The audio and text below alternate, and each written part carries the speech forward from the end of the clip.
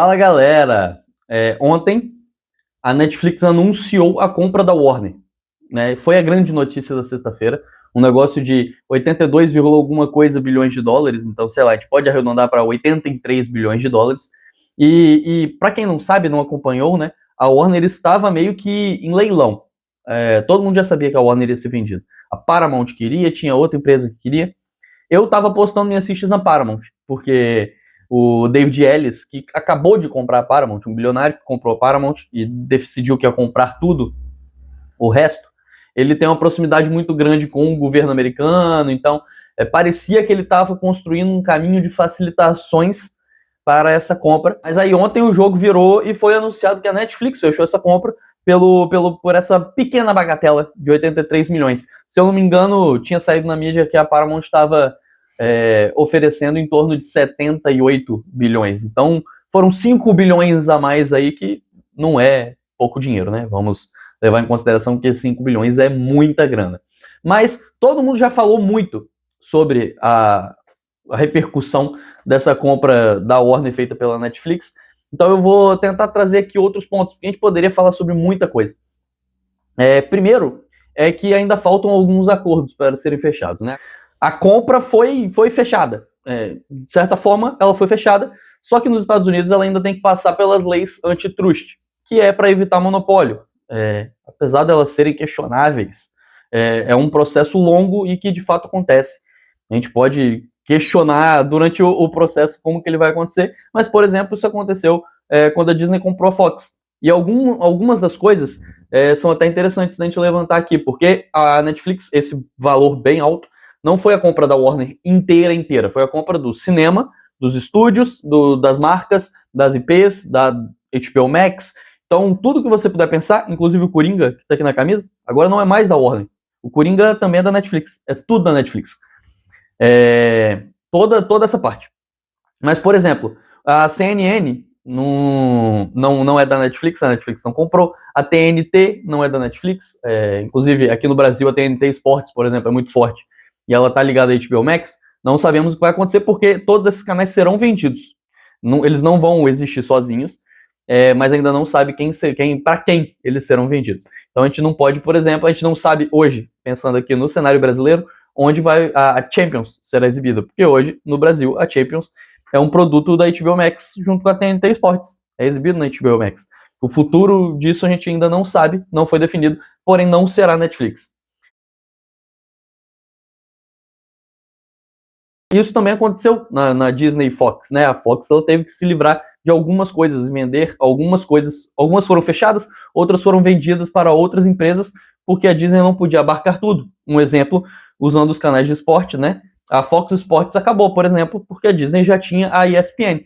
E a Disney não poderia, segundo as leis americanas, ter ESPN e Fox Sports junto.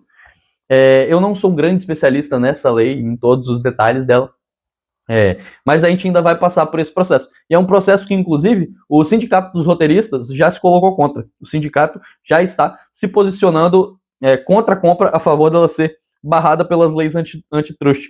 E aí eu vou trazer o que eles falaram aqui.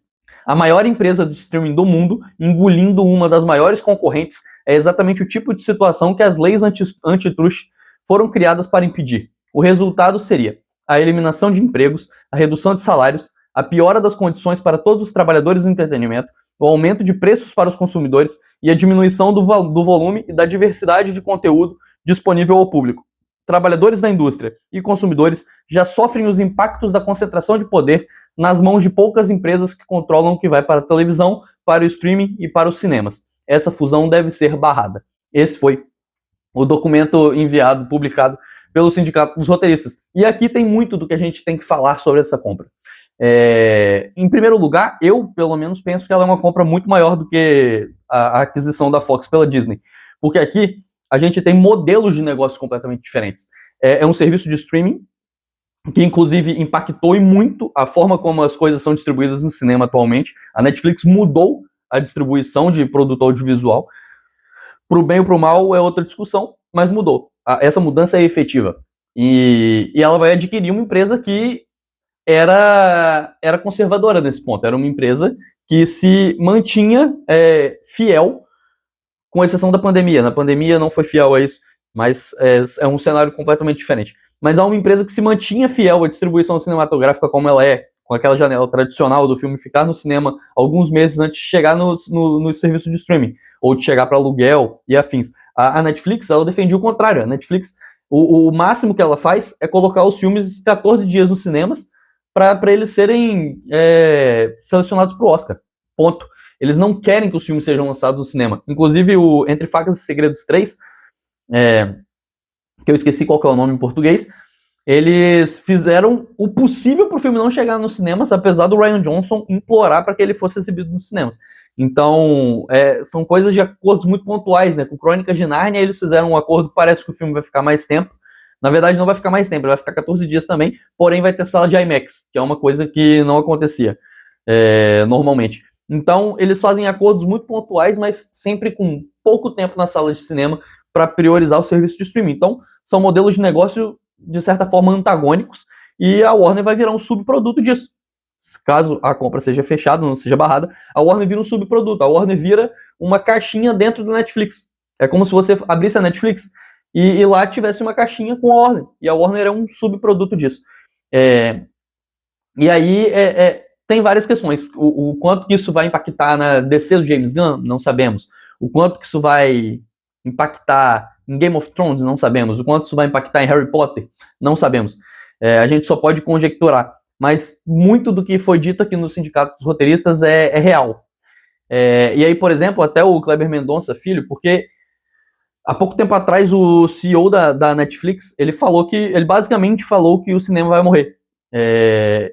E talvez ele esteja, apesar de eu não achar, eu acho que nada morre, sabe? Inclusive, é uma coisa antiga, todo mundo que estuda comunicação esbarra nisso, né? Nessa ideia de que uma mídia vai morrer quando a outra aparecer. Se fosse isso, o rádio não existiria mais, porque quando a televisão surgiu, todo mundo falou que o rádio ia morrer. O rádio não morreu.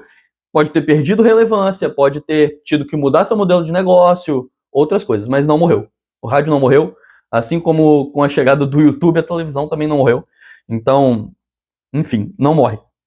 Essas coisas não morrem, o cinema não vai morrer. Mas ele meio que sugeriu algo assim. E aí o Kleber Mendonça Filho, ele até falou que se as salas de cinema começarem a fechar, os filmes dele serão exibidos nas salas que permanecerem abertas.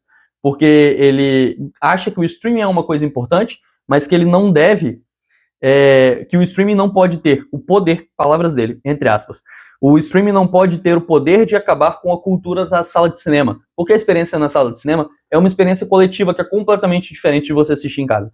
Então, simplesmente limar isso pode ser preocupante, é um primeiro ponto preocupante, sim. Por mais que a experiência no cinema esteja mudando e o cinema não tenha voltado ao que ele era antes da pandemia, nesse tempo pós, isso é um fato, acabar com isso completamente é um pouco assustador. E é algo que pode acontecer. A princípio, não. Geralmente, esses acordos, eles têm um contrato de transição longo. Então, tipo, sei lá, Supergirl, que estreia ano que vem, não vai ser afetado. Por isso. Os impactos disso, eles vão surgir a médio prazo, médio e longo prazo. Mas é algo que dá uma preocupação, mas eu tenho outras preocupações, sabe? Por exemplo, fundo setorial de cinema, que é algo brasileiro, né? Todos os estúdios, eles um imposto que é pago e que alimenta o nosso fundo setorial e que desse fundo setorial sai dinheiro para produções nacionais. É menos uma empresa pagando imposto para o fundo setorial. E aí a gente ainda está falando de uma compra que é executada pela Netflix que não paga o fundo setorial da mesma forma que a Warner, porque a gente ainda não consolidou as leis relacionadas ao streaming, que é uma parada muito preocupante. E é uma discussão que estava acontecendo há alguns meses atrás, parou, e ela já vai terminar envelhecida, ela já vai terminar ultrapassada, o que é muito preocupante. E aí a gente vai ter uma empresa que não paga impostos, comprando e acabando completamente com uma empresa que paga os impostos. Isso, para o Fundo Setorial Audiovisual Brasileiro, para o nosso mercado, é muito problemático. Como o sindicato falou, para a precarização do trabalho, isso é problemático. E até para o conteúdo, a gente pode levar isso em consideração. A gente pode olhar o copo meio cheio e talvez imaginar que com essa compra a Netflix vai subir o sarrafo e vai produzir coisas melhores. Porém, eu tendo a ser bastante pessimista nesse ponto, vou ser sincero. Eu não acho que é isso que vai acontecer. Eu acho que o que vai acontecer é uma uma queda completa e uma criação de produtos genéricos. A Netflix, ela cria muitos produtos genéricos, né? O produto de algoritmo, que a gente chama. E, cara, e não que a HBO Max não tenha, que a Warner não tem esses produtos, também tem. Mas, por exemplo, a HBO é uma marca muito forte, é uma marca que é reconhecida por fazer séries diferentes, por fazer séries que nem todo mundo produziria, por fazer séries muito caras em alguns momentos, mas geralmente produtos diferentes, que não são esses produtos de algoritmo. Por exemplo, Task, que estreou esse ano, não é um produto, é uma série que não existiria na Netflix como ela existe, sabe? Com a densidade e com as pontas soltas e daquele jeito, ela não existiria. Ela seria uma série muito mais genérica e muito mais simples para atender um outro público. E eu temo que, no primeiro momento não, mas que a médio prazo seja isso que vai acontecer, que baixe o nível de todas as produções. E isso é muito triste, né? Como modelo de negócio talvez valha a pena, né? Dinheiro, é capitalismo, a gente vive num mercado capitalista. Isso também é indiscutível, é um fato. Mas é um pouco triste pensar nessa diminuição da qualidade das produções, se a gente pensar em tudo se enquadrando neste modelo da Netflix. Porque, assim, capitalismo de novo, uma coisa é fato. A gente não sabe qual que é o plano, e nem se eles vão executar o plano como eles apresentaram.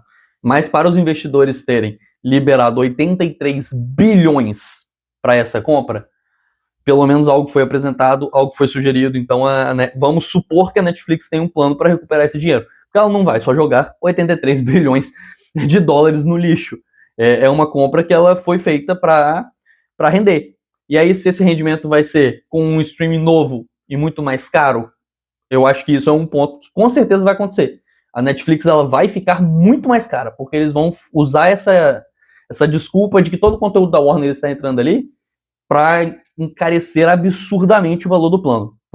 Eu coloco minha mão no fogo por isso.